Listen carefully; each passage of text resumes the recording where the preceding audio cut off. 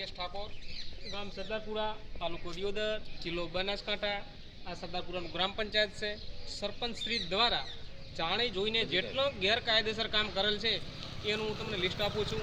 સૌ પ્રથમ સરદારપુરા ગામની અંદર સરપંચ શ્રી દ્વારા પોતાના અંગત વ્યક્તિને લાભ અપાવવા માટે કરી અને સરકારશ્રીની ગ્રાન્ટ 5 લાખનો ઉપયોગ લગભગ અંદાજિત કરી અને પર્સનલ વ્યક્તિગત લાભ અપાવવા માટે એમને આખી પાણીની પરબ ઊભી કરી આલી, પણ અનલીગલી છે.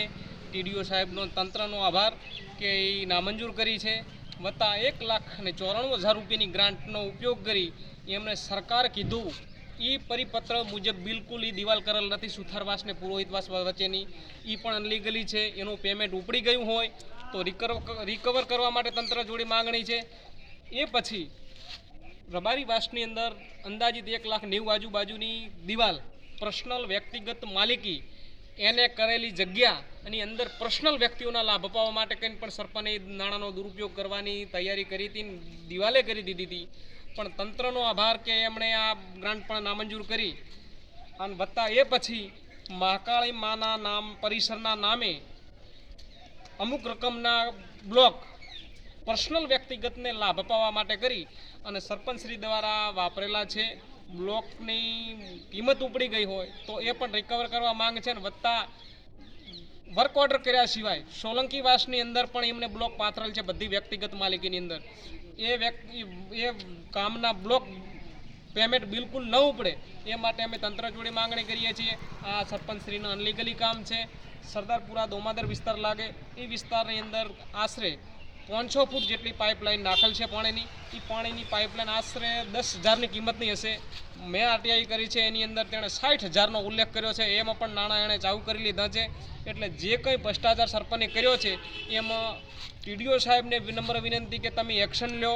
અને વત્તા જે કામ સરદારપુરા ગામના હિતમાં કરવાના હોય એ જગ્યાએ પર્સનલ માલિકીની અંદર વ્યક્તિગત કામ કરી અને સરદારપુરાનો વિકાસ નોંધવાનું કામ આ સરપંચ કરી રહ્યા છે.